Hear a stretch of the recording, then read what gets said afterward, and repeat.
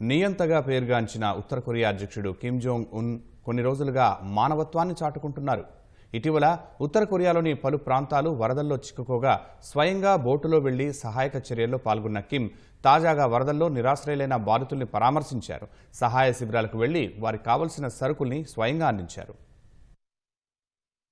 ఉత్తర Korea అధ్యక్షుడు Kim Jong Un వ్యవహార శైలిలో మార్పు కనిపిస్తోంది. నియంతగా పేరున్న కిమ్ కొన్ని రోజులుగా మానవత్వాన్ని ప్రదర్శిస్తున్నారు. ఇటీవల భారీ వర్షాల కారణంగా ఉత్తర కొరియా వ్యాప్తంగా అనేక ప్రాంతాలు నీట మునిగిన సమయంలో కిమ్ అప్రమత్తంగా వ్యవహరించారు. దేశవ్యాప్తంగా ఎమర్జెన్సీని ప్రకటించి స్వయంగా విపత్తు సహాయక చర్యల్లో భాగస్వామి అయ్యారు. రెస్క్యూ సిబ్బందితో పాటు బోటులో వెళ్లి వరద ప్రభావిత ప్రాంతాల్లో పర్యటించి పరిస్థితిని అంచనా వేశారు.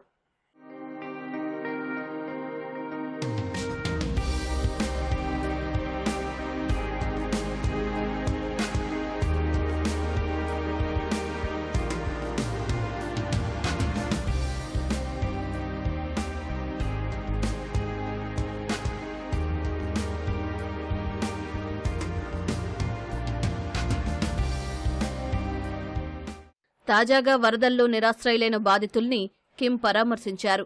సహాయ శిబిరాలకు వెళ్లి అక్కడి సౌకర్యాలను పరిశీలించారు. పలువురు బాధితుల వద్దకు వెళ్లిన కిమ్ వారిని ఆప్యాయంగా పలకరించారు. కొందరు పిల్లల్ని ఒడిలో కూర్చోబెట్టుకుని మాట్లాడారు. వారికి కావలసిన దుస్తుల్ని అందించారు. కిమ్తో కరచాలనం చేసేందుకు అక్కడున్న వారంతా పోటీ పడ్డారు. ఇందుకు సంబంధించిన దృశ్యాలను ఉత్తర కొరియా సెంట్రల్ న్యూస్ ఏజెన్సీ విడుదల చేసింది.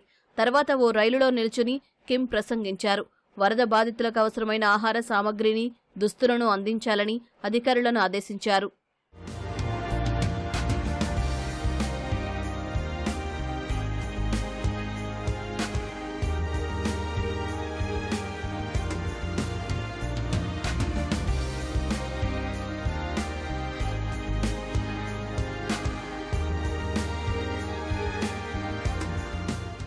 చైనాతో సరిహద్దు ఉన్న ఉత్తర కొరియా ప్రాంతాలు సహా మరికొన్ని చోట్ల ఇటీవల భారీ వర్షాలు, వరదలు సంభవించాయి.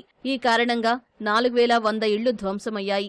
7410 ఎకరాల మేర పంటలకు నష్టం వాటిల్లింది.